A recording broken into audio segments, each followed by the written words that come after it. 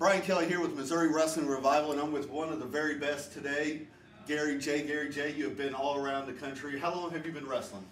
I have no clue. I don't count the days because I don't care. I would say about 5.5 decades.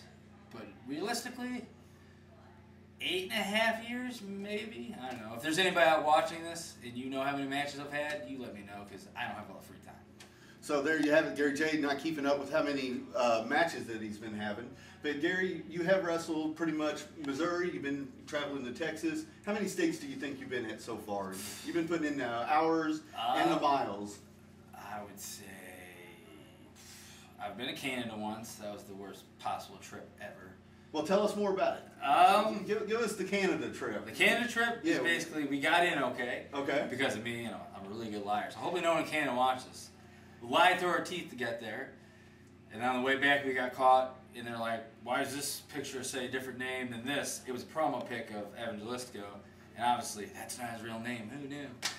But he got his license and basically kept us at the border to get back into the States, which is the craziest thing ever. I'm an American, I hope.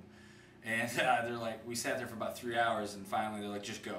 And God, they let us back. It was the worst experience ever. Canada flooded in April. And the guy's like, didn't you watch the news? I go, I live in St. Louis. Who cares if it's flooding out here? Like they say on Fox 2 News, you know, there's flooding going on in Canada. Like, we know that? He's like, well, you should. I was like, just let us get home. That was the longest trip of my life. And who did you wrestle for? Do you remember the promotion? I believe it was Steel Town Pro Wrestling, and the guy that helped us get out there was Rob Stark. Like, we've always wanted to go back if the options are like, it was like better if we went at a horrible time of the year, I guess. I don't know. I don't follow the weather in Canada, which we should apparently, but we can't. Okay, so you've been to Canada, and you're also a star in Texas with the Anarchy Championship Wrestling. If you ask me, I'm a star. If you ask people down there, probably not so much. They'd probably call me homeless, dirty, a lot of obscenities with the homeless and dirty. Probably make fun of my beautiful mother and father. I don't know why. Obviously, they're my parents. I get my looks and color from them. But yeah, I guess I consider myself a star down in ACW, but maybe they don't. But the fans don't matter in the end result. I get paid to do what I get told. So what's been happening at Anarchy Championship Wrestling in 2012? Give us the highlights, the lowlights, and all the top stories that's going on with Gary J. Highlights with Gary J. In January, I had a big blow-off match with ACH, who everybody pretty much knows now, and he's like blowing up huge. As much as I don't like that guy, he deserves it and works really hard at it. He's blowing up everywhere. So basically, we had a very long-running feud, like last year, and then finally in January, guilty by association, we had a big payoff match for the belt. Slipped on a banana peel and lost, and he beat me, but that's alright. There's always live to fight another day, but that was a really big highlight. That was a packed house in Austin, Texas. The place is called Mohawk. It's like an outside bar on Austin Party area. It's awesome. There was that highlight. Actually, the match that Matt Fitchett got hurt in, I was involved in down in Texas. That was a pretty big match. It was me and Evangelistico versus Jerry Lynn, who most wrestling fan knows, I'd hope. If they don't, they should know. And Matt Fitchett, and Fitchett actually pulled his quad during that match. We had no clue. That was a pretty big highlight. That was a really good match. I was happy with it. I haven't seen the footage, but I felt really good with it. Let's see, what else is going on down there? Pretty much just everything. I was supposed to wrestle Jimmy Jacobs. I still believe I am supposed to wrestle Jimmy Jacobs down there in like 2 or 3 weeks. So that's a new outlook. I've never wrestled Jimmy Jacobs before, so that should be fun times. And then it's, what else is going on? I really don't know. I don't pay attention to anybody else, but me and the squad. The squad's doing good. I'm doing good. I don't care what everybody else is doing. Well, good, good. More importantly, the reason why we're here today, Missouri Wrestling Revival, is we're at St. Louis Anarchy Circus Maximus. Yes. And this is offspring of Circus Maximus in the past. How many has there been total? Do you know, Gary? Am I putting me on the spot? Putting you on the spot? I do some WCWF, LWA history. I've been a part of, let's see, there was last year's Circus Maximus I was a part of, the year before. I'm going to want to say, if I'm wrong, I'm sure Adam Raw or Frankie Big Balls should tell me, but I don't see them as much as I used to. Let's say there's been at least 6 or 7 Circus Maximuses, including this one. So 6 or 7, maybe 8, maybe, I don't know. I should probably do more review on stuff before I do stuff like this. But oh well. But yeah, basically the whole point of Circus Maximus is to end stuff, to start new stuff. It's just pretty much, obviously, it's a wrestling show, but we try to integrate it with like the most violent show of the year. Like it's our summer show. It's our Summer Slam, per se, if we were on pay-per-view and had $1 million to throw around. And Vince McMahon backstage yelling at people. But we don't. We have other people yelling at people. Whatever.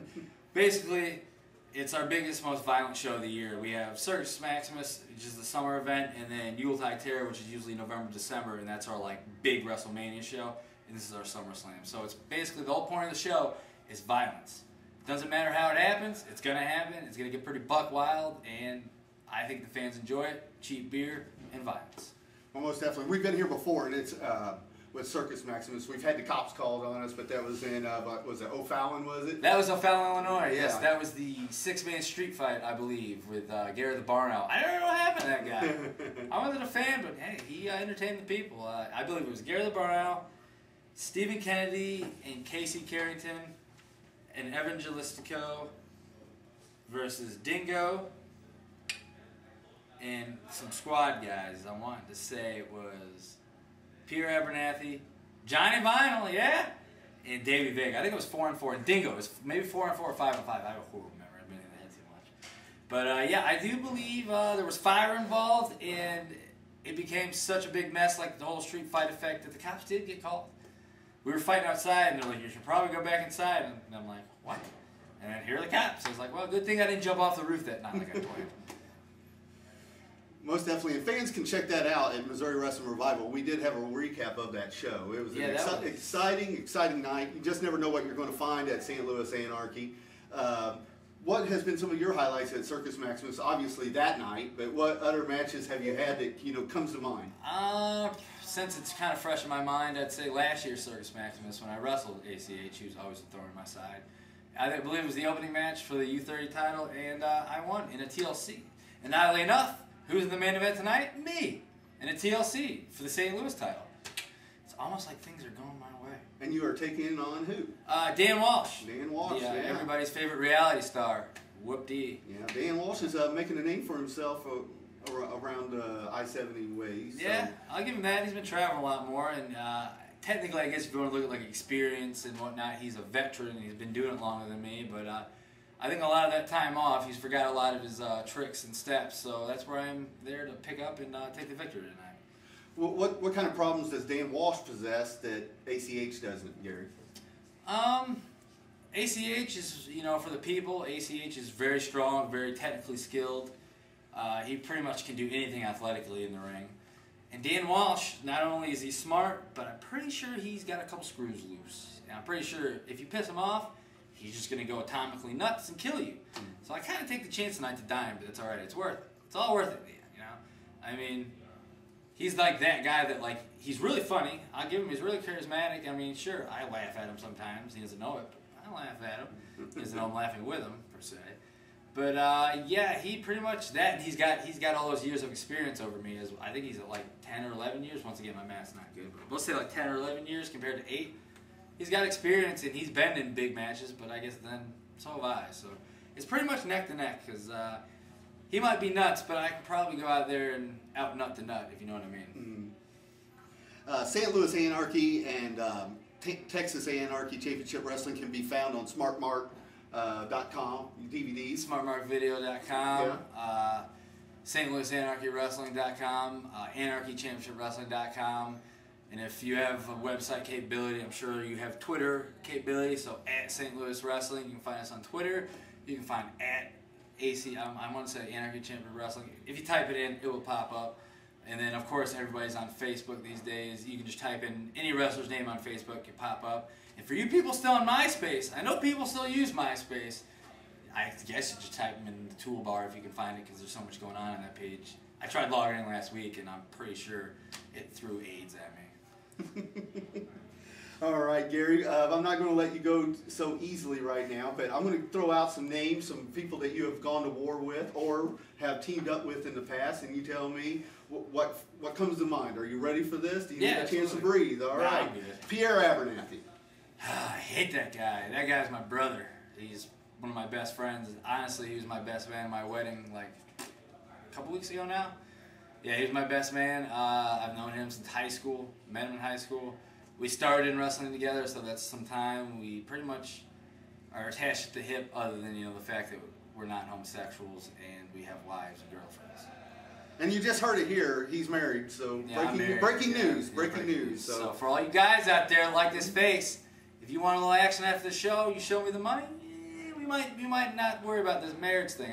You got to make gas money. You got to make gas money. Texas is a long way. Texas is a long way. You know, we're okay out here in Alton, Illinois. It's kind of a far away. I still need food money for the way home, so if this gets out before this show's over, you meet me in the parking lot. That's all I'm saying. Hey. All right, let me throw out this name at you. Donovan Ruddick. Donovan Ruddick. You went to war with him many a times, had great matches. Yeah, he's a big dude. I'm really happy he's got the opportunity he's got. Obviously, if people follow him in wrestling, he's signed with SCW. He's been training. He got hurt for a while. He had surgery. I really haven't talked to him as much as I think I should, but, you know, we kind of went our distant ways. He's always been a great person to, you know, get in the ring with. I'm trying to think. I'm thinking one of the matches, he actually beat me half to death with the kendo stick, so I kind of haven't forgotten that. Love to get back in the ring with him. If you're watching this, Donovan Ruck, I'm by my mailbox. Where's my contract? I want that contract. We can do it up on the 9,000th episode of Raw. You know, me and you, TLC. Raw, come on. You're watching this, I'm watching. Let's do this. Talk to Vince. I know you hang out with Vince. But, great guy. I've got a couple road stories about him. His nickname is Fish because he does like to bitch a lot.